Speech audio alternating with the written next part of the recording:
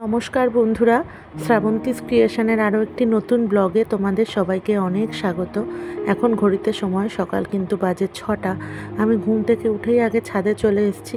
যদিও বাইরে যা পরিমাণ রোদ উঠেছে সেটা দেখে মনে হচ্ছে না ভোর 6টা বাজে, মনে হচ্ছে বেলা 8টা-9টা বাজে, কিন্তু এখন 6টাই বাজে। প্রচণ্ড গরম একদম সকাল থেকে।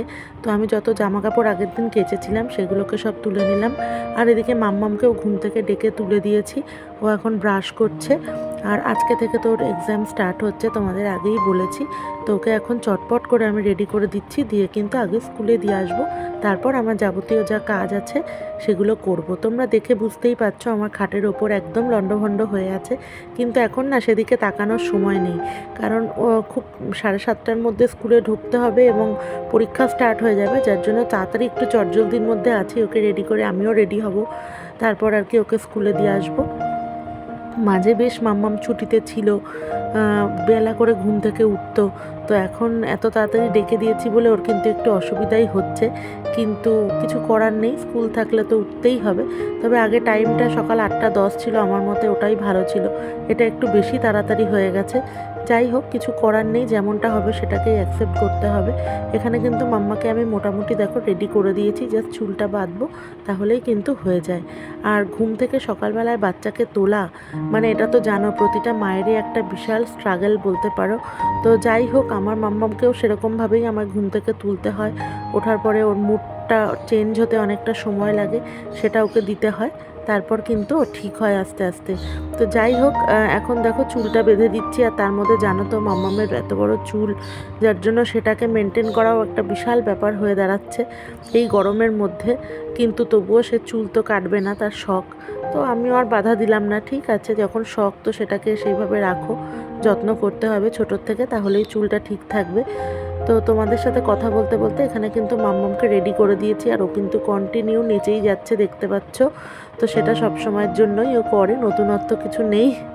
তো এখন তাহলে চলো আগে মাম্মামকে চটপট স্কুলে দিয়ে আসি, তারপর তোমাদের সাথে এসে আবার কথা হচ্ছে, সাথে থাকো।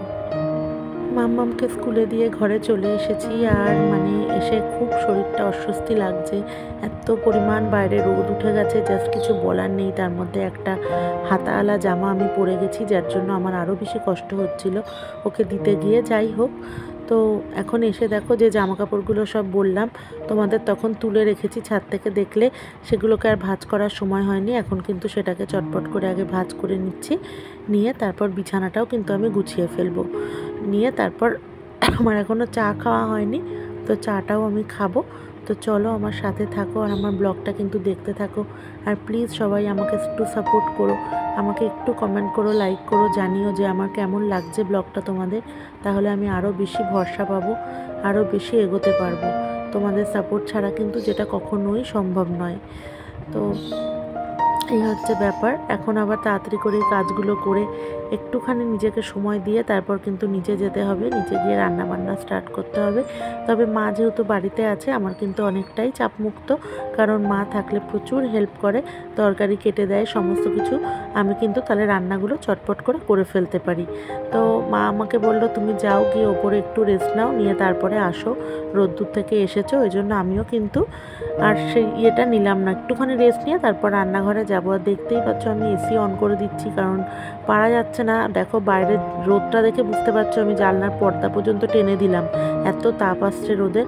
তো এখন কিন্তু চা নিয়ে বসে পড়েছি, এখন একটু নিজেকে সময় দেব, চা খাবো, গান শুনবো, তারপর কিন্তু আমি নিচে যাব, একটু মাইন্ডটা ফ্রেশ করে তারপর আমি রান্না বান্না যা কাজ আমার সারাদিনে সেগুলো শুরু করব। তাহলে চলো সাথে থাকো, আমার ব্লগটা দেখতে থাকো। আর দেখো এদিকে রেস্ট নিয়ে নিজেকে যথাযথ সময় দিয়ে তারপরে কিন্তু আমি চলে এসেছি আমার নিজ কাজে। কাজ বলতে বাজার থেকে দেখো মা নিয়ে এসছে পার্শে মাছ, মা কিন্তু সকাল সকালই বাজারে চলে গেছে। তো অনেক দিন ধরেই মাকে বলছিলাম যে আমি যেহেতু ওই বাড়িতে দেখেছো তোমরা যে নানা রকম মাছ খাই, বাবা যেটা যেটা পায় সেগুলো নিয়ে আসে, আর এই বাড়িতে সব মাছ হয় না, বেশিরভাগ হয় কাটা মাছটা, ইলিশ মাছ এইসব হয়। তো যাই হোক, আমি মাকে বলেছিলাম একটু অন্যরকম কিছু মাছ আনতে, মা কিন্তু বাজার থেকে দেখো পার্শেগুলো নিয়ে চলে এসছে। এই পার্শে মাছ কিন্তু আমি আজকে ঝাল করব। করব। পার্শে মাছের ঝাল করতেই মন চাইছে, তো আমি সেটাই আজকে করব। যার জন্য মাছগুলোকে ভালোভাবে ধুয়ে নিচ্ছি, কারণ বাজার থেকে মাছের আঁশ ছাড়িয়ে দিয়েছে, কিন্তু একদমই ভালো ছাড়ায়নি, প্রচুর আঁশ রয়েছে, সেগুলো ভালো করে না ছাড়ালে তো হবে না। সেগুলোকেই আমি পরিষ্কার করে ধুয়ে নিচ্ছি। আর মাছগুলো কিন্তু প্রচণ্ড টাটকা, মানে এই মাছের ঝাল করলে খুবই ভালো লাগবে। কিন্তু একটা ব্যাপার হচ্ছে, ধনেপাতাটা পায়নি মা, ধনেপাতাটা পেলে আরও ভালো লাগতো। তো এদিকে সকালবেলায় ব্রেকফাস্টে কিন্তু এটা বাবা আর মাম্মাম দুজনে খাবে। মাম্মাম কিন্তু স্কুল থেকে অলরেডি চলে এসছে। এখন ও এসে একটু এই চিড়ে, আম, কলা, তারপর টক দই, আর এখানে আছে ছানার গজা মিষ্টি, সেটা দিয়ে মা কিন্তু ভালো করে মাখছে। এটা মাম্মামও খাবে, বাবাও খাবে, আর আমিও একটু পারলে খেয়ে নেব। তো জলখাবারের পর্ব তো এখানে চলছে, আর এদিকে কিন্তু আমি রান্না শুরু করে দিচ্ছি। আমাদের আজকে হবে মুগের ডাল, যেহেতু ওর পাপা আজকে নিরামিষ খায়, যার জন্য নিরামিষ আইটেমও একটু রাখতে হবে। আর আমাদের মাছ হবে, ওই জন্য মুগের ডালটা করলাম, কারণ নিরামিষের দিনে মুসুর ডালটা কিন্তু হয় না। মুগের ডালটাকে আমি প্রথমে ভেজে নিচ্ছি, আর তারপরে যেভাবে প্লেন ডাল করে সেটাই করব। মা যদিও বলছিল যে ডালের মধ্যে একটু লাউ বা ডাটা কিছু দিলে ডালটা ভালো লাগতো আরও, কিন্তু যাই হোক, ঘরের স্টকে সেসব কিছু নেই, প্লেন মুগের ডালই কিন্তু আমি করব। আর ডালটা কিন্তু বেশ দেখো লালচে করে ভেজে নিয়েছি। এবার প্রেসার কুকারে ডালটা সেদ্ধ হতে দেবো।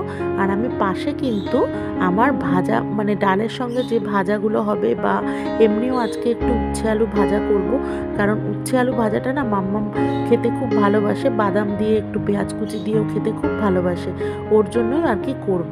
আর দেখো মা না তার আগে দেখছি এই ছানাটাকে আর কি মেখে রেখেছে, ছানার বড়ার তরকারি হবে। তোমাদের বললাম যে নিরামিষ কিছু করতে হবে, তো যার জন্য ছানার বড়ার তরকারি হবে আলু দিয়ে। তো সেটাকে কিন্তু মা যখন এটাকে একদম মেখে রেখেছে, আমি কিন্তু সেটাকে আগে ভেজে নিচ্ছি, ভেজে রেখে দেবো। দিয়ে কিন্তু আমি সব ভাজার পর্বগুলো আগে করে নিই আমি, কারণ এটা ভাজার পরে যে তেলটা থাকবে তার মধ্যেই কিন্তু আমি আলু, উচ্ছে, তারপর কাঁকরোল এগুলো ভেজে নেব। কাঁকরোল ভাজাটা করব, যেহেতু মুগের ডাল হচ্ছে, ডালের সাথে একটু কাঁকরোল ভাজা। আর খাওয়ার সময় গরম গরম কিন্তু মা পাঁপড়টা ভেজে দেবে, তো এটা দিয়ে কিন্তু ডালটা খাওয়া হবে। আর এদিকে ছানার বড়াগুলো একদম সুন্দর লাল লাল করে ভেজে আমি তুলে নিয়েছি, আর আমার ডালও পাশে ওদিকে হচ্ছে। এই ফাঁকে কিন্তু আমি আলু ভাজাটা বসিয়ে দিয়েছি। আলু ভাজাটা হয়ে গেলে তারপরে কাঁকরোল ভাজবো, তারপরে উচ্ছে ভাজবো। সবার শেষে উচ্ছেটা দিতে হয়, কারণ উচ্ছেটা জানোই তেতো, আর উচ্ছেটা কিন্তু দিলে তেলটা একদমই কালো হয়ে যায়, ওই জন্য আগে এই ভাজাগুলো ভেজে নিচ্ছি। আর কাঁকরোলটাকে আমি কিন্তু নুন, চিনি আর হলুদ মাখিয়ে কিছুক্ষণ রেখে দিয়েছিলাম, তাহলে কিন্তু কাঁকরোল ভাজাটা খেতে খুবই সুন্দর লাগে। তো এখন কিন্তু আমার দেখো ওই দুটো ভাজা হয়ে গেছে, আমি কিন্তু এবার উচ্ছেটা ভেজে নিচ্ছি। তোমাদের সাথে কথা বলছি আর রান্না করছি, যার জন্য কিন্তু আমার কাজটাও হয়ে যাচ্ছে, আমার মনটাও ভালো লাগছে। আর এদিকে মা কিন্তু সবটা কেটে দিচ্ছে, যার জন্য রান্নাটাও আমার তাড়াতাড়ি করে হয়ে যাচ্ছে, কোনো অসুবিধা হচ্ছে না। তো যাই হোক, আমার এইভাবেই আর কি দিন যাপন চলছে তোমাদের সাথে নিয়ে। তো তোমরা আমার বড় ভরসা। আর জানো তো, জীবনে অনেকটা স্ট্রাগলের মধ্যে দিয়ে যাচ্ছি, এতটাই স্ট্রাগল করছি, তোমাদেরকে হয়তো আমি সেটা ভাষায় প্রকাশ করতে পারবো না। তো ওই জন্য বলছি, মানে বিশাল তোমাদের সাপোর্টের আমার দরকার আছে, আমাকে প্লিজ একটু সাপোর্ট তোমরা করো, এটুকুই চাইবো। আর এদিকে কিন্তু দেখো আমার ডালও কিন্তু ফোড়ন দেওয়া হয়ে গেল। তো একে একে সব রান্নাগুলো যখন হয়ে যায় না, মনে হয় কি বাবা অনেকটা কমলো, এই তো হয়ে গেল, মানে এরম একটা ব্যাপার আমার হয়। তো মাঝে তো কদিন মার বাড়িতে গিয়ে খুব রেস্টে ছিলাম, মা কিচ্ছু করতে দেয়নি, যার জন্য না শরীরের যন্ত্রপাতিগুলো জং ধরে গেছে, বুঝতে পেরেছো তো। তো এখন আবার একটুখানি ঠিকঠাক মতো করে কাজে লাগাতে হচ্ছে। আর এখানে কিন্তু আমি জিরে তেজপাতা ফোড়ন দিয়ে আলুটাও দিয়ে দিয়েছি, দিয়ে না এর মধ্যে একটু কয়েক টুকরো কাঁচকলা দিয়ে দিয়েছি। এর আগের দিনে তরকারিতেও একটু কাঁচকলা ফেলে দেওয়া হয়েছিল, বাবা খুব ভালো খেয়েছে, ওই জন্য বাবার জন্যই কিন্তু কাঁচকলা একটু দিয়ে দিলাম। বাবা কাঁচকলাটা তরকারিতে খুব ভালো খায়, আর ওইটুকু কাঁচকলা দিলে তরকারি কালোও হয় না। তো এখানে কিন্তু দেখো ভালো করে মশলা দিয়ে কষে নিয়েছি। এবার ছানার যে বড়াগুলো ভেজে রেখেছি সেগুলোও কিন্তু দিয়ে দিলাম। তো আমার এই তরকারিও কিন্তু হয়ে গেল। আর হ্যাঁ, গরম মশলাটা কিন্তু আমি ওই মশলার সাথেই দিয়ে দিয়েছি। আর নামানোর আগে সামান্য একটু ঘি দিয়ে দেবো, তাহলে কিন্তু আমার রান্না একদম কমপ্লিট। আর এখন কিন্তু একদম রান্নার লাস্ট পর্যায়ে চলে এসেছি, পার্শে মাছের ঝাল। এইটা করলে কিন্তু আমার কাজ একদম শেষ। তো মাছগুলোকে এখানে ভেজে নিচ্ছি, আর যেহেতু ঝালের মাছ আমি কিন্তু বেশি ভাজবো না, মোটামুটি একটু ভেজে নেব, নিয়ে কিন্তু তুলে নেব, কারণ ঝালের মাছ বেশি ভাজলে তাহলে কিন্তু মাছটা কড়া হয়ে যায়, তখন খেতে একদমই সেই মাছের ঝালটা ভালো লাগে না। তো যাই হোক, এখানে কিন্তু আমার সমস্ত মাছ ভাজার পর্ব মিটে গেছে। আমি কিন্তু কালো জিরে ফোড়ন দিয়ে আলুগুলো দিয়ে দিলাম। আর হ্যাঁ, তেলটা একটু বেশি দিয়েছি, কারণ মাছের ঝালে দেখবে একটু তেল না দিলে কিন্তু একদমই খেতে ভালো লাগে না। আর আমি এই আলুটার মধ্যে কিন্তু এবার একটু পেঁয়াজ কুচিও দিয়ে দিচ্ছি। আর নামানোর আগে কিন্তু সর্ষে আর লঙ্কাটা বাটা ওটা দিয়ে দিতে হবে। ওটা এখন দেব না, কারণ মা বারণ করে যে তেলের মধ্যে সর্ষে দিয়ে বেশি নাড়ালে কিন্তু সর্ষে অনেক সময় তেতো লাগে, ওই জন্য ওটা লাস্টে দেব। আর এখানে পরিমাণ মতো জল দিয়ে দিয়েছি, দিয়ে মাছগুলোও দিয়ে দিচ্ছি, দিয়ে ঢাকা দেবো। এবার এটা একটু হবে, এটা একটু আলুগুলো সেদ্ধ হয়ে যাবে, ঝোলটাও একটু টেনে যাবে, নামানোর আগে কিন্তু সর্ষে বাটাটা দিতে হবে। তাহলে চলো আমার সাথে থাকো আর আমার ব্লগটা দেখতে থাকো, আর পরে আবার আসছি, আর মাছের ঝোলটা হয়ে গেলে তোমাদেরকে তারপর দেখাচ্ছি। তো এখানে মাছের ঝাল কিন্তু একদম কমপ্লিট হয়ে গেছে। সর্ষে বাটাটা মা দিয়ে দিয়েছে নামানোর আগে, সেটা তোমাদের দেখাতে মনে নেই। যাই হোক, এবার এটাকে থালার মধ্যে ঢেলে দেবে। আর সব রান্নাবান্নাই মোটামুটি হয়ে গেছে, শুধু ভাতটা এখন হবে, তাহলেই হয়ে যায়। আর মাম্মাকে এবার দিয়ে স্নান টান করাবো। নিজের মোটামুটি কাজ সব হয়ে গেছে। এই দেখো, পার্শে মাছের ঝাল একদম রেডি।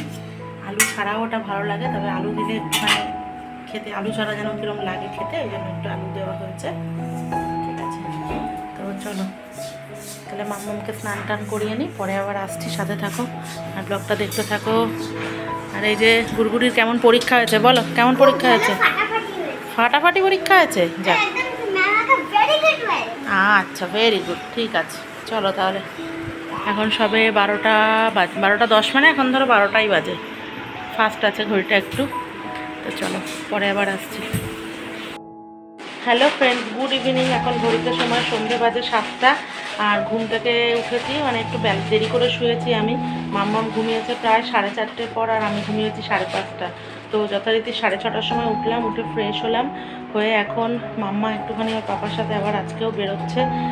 কিন্ডার জয় খাওয়ার তার শখ হয়েছে, আর স্কুলের শ্যুটা ছোট হয়ে গেছে পায়ে, তো ওইটা মানে এখনও হচ্ছে, বাট একটু টাইট লাগছে, ওই জন্য নতুন একটা শ্যু কিনতে যাচ্ছে। আবার আজকে যদি দোকান খোলা পায় তাহলে, আর যদি দোকান খোলা না পায় তাহলে তো কিনতে পারবে না, কারণ সোমবার রানাঘাটে বেশিরভাগ মার্কেট বন্ধ থাকে, ওই জন্য।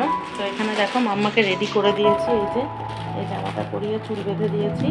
তো এখনও কিছু খায়নি, মনবিটা কিছু খাওয়ায়নি। ও বেরোক, আমিও তারপর নিচে যাব। তো তারপর ওকে আসলে ম্যাথটা করাতে বসবো, কালকে যেহেতু ওর ম্যাথ পরীক্ষা। তো ঠিক আছে, চলো তাহলে সাথে থাকো আর আমার ব্লগটা দেখতে থাকো, পরে আবার তোমাদের সাথে কথা হচ্ছে। তো পাপার সঙ্গে কিন্তু ঘুরু ঘুরু করে মাম্মাম চলে এসছে, ঘুরু ঘুরু নয়, দরকারেই অবশ্য গেছিলো। আর আসার পথে কিন্তু কিন্ডার জয় নিয়ে চলে এসছে। আর এই দেখো মাম্মামের যে স্কুলের শ্যুটা বলছিলাম ছোট হয়ে গেছে, এই শ্যুটা কিন্তু ও কিনে এনেছে পাপার সাথে গিয়ে। তো এখন বসে কিন্ডার জয় খাচ্ছে, এরপর আমি মাম্মামকে একটু পড়তেও বসাবো। তাহলে চলো। আর মাম্মামকে এখন সন্ধেবেলায় টিফিনে আমি ভাবলাম কি একটু ব্রেড দিই, কারণ ব্রেডটা আনা রয়েছে, ওটা ওকে ফোড়াতেও হবে, যার জন্য ওকে আজকে কিন্তু আমি বনবিটা দিলাম না, একটু বাটার দিয়ে আর চিনি দিয়ে ওকে এই ব্রেডটা দেবো 3 পিস। যদি ওই ধারটাও খাবে না, মাঝখানটাই শুধু খাবে, এইটুকুই ওকে এখন হালকা পাতলা করে দেব, কারণ রাত্রিবেলা আবার ভাত খাবে, কারণ স্কুল আছে, তাড়াতাড়ি শুয়েও পড়তে হবে। তাহলে চলো আবার পরে আসছি, সাথে থাকো। হ্যালো ফ্রেন্ডস, ঘড়িতে এখন সময় রাত বাজে প্রায় 11টা বাজে। তো খাওয়া দাওয়া সেরে ওপরে আসলাম, রোজকার তো জানো এই টাইমেই ওপরে আসি। তো এবার ঘুমিয়ে পড়বো, কারণ কালকে মাম্মামের ম্যাথামেটিক্স পরীক্ষা আছে, সকালে আবার উঠতে হবে 6টার সময়। আর এখন স্কুল টাইমিংটা এগিয়ে দিয়েছে না, যার জন্য সকাল সকাল উঠতে হয়। আগে 8:10 থেকে ছিল, এখন 7:30টার মধ্যে স্কুলে ঢুকতে হয়, ওই জন্য একটু তাড়াতাড়ি উঠেও পড়তে হয়। তো মাম্মামকে একদম রেডি করে দিয়েছি, দেখো চুল একদম বেঁধে দিয়েছি, দিয়ে ফুল ওকে রেডি করে দিয়েছি, এবার জাস্ট ঘুমিয়ে পড়বো। আর আজকে দেখো মাম্মামের আবদার, ওকে ব্যাং বানিয়ে দিতে হবে। হ্যাঁ দেখাচ্ছি। তো ওকে দেখো এই ব্যাংটা আমি বানিয়ে দিয়েছি, মানে আমার যতটা ক্ষমতা সেই ক্ষমতাতে আমি আর কি এটা করে দিয়েছি। তো ব্যাংটা এখন দেখো মাম্মাম দেখাচ্ছে, এই দেখো, দাঁড়াও এখানেই দেখো, খাটেই দেখাও। তো এই দেখো, এই যে এরকম লাফিয়ে লাফিয়ে ব্যাংটা যায়, ঠিক আছে। তো এটা আমাকে ওকে বানিয়ে দিতে হয়েছে, মানে ওর তো বায়না, জানো তোমরা যারা আমার এতদিন ডেলি ব্লগ ফলো করো তারা এটুকু ভালো মতোই জানো যে মাম্মামের এক এক সময় এক একটা বায়না হয়। কখনো চেয়ার বানিয়ে দেয়, কখনো ব্যাং বানিয়ে দিতে হবে, কখনো পুতুলের ড্রেস, কখনো মানে কিছু না কিছু ওদের আর কি ওর চলতেই থাকে বায়না। তো আমি এগুলো খুব মানে আমি শৈশবে চাই না যে বাচ্চার কোনো কিছুতেই কোনো কষ্ট পাক, বা ও তো আর কোনো খারাপ কিছু চাইছে না, এতে ওরও জ্ঞান বাড়ছে যে আমি কি করে বানাচ্ছি জিনিসটা, ও দেখতে পাচ্ছে। তো যাই হোক, আমি ওই জন্য আমার সাধ্যমতো বানিয়ে দিচ্ছি। সবাই কিন্তু অবশ্যই জানিও যে আমি ব্যাংকটা কেমন বানালাম, ঠিক আছে? খারাপ হলে সেটাও বলো, ভালো হলে সেটাও বলো। তো চলো তাহলে আজকের ব্লগ কিন্তু আমি এখানেই শেষ করছি। ব্লগটা ভালো লাগলে অবশ্যই একটু লাইক কমেন্ট শেয়ার করে দিও। কালকে আর একটা নতুন ব্লগ নিয়ে তোমাদের সামনে অবশ্যই আসবো। আজকের মতো গুড নাইট, সবাই ভালো থেকো, সুস্থ থেকো, এই কামনা করি। তো চলো মাম্মা এবার ভালোবাসা দিই, তারপর আমি ব্লগটা শেষ করবো। যে ভালো তাদের ভালো লাইকের সাথে গুড নাইট। খুব ভালো থেকো, সুস্থ থেকো, শুভরাত্রি।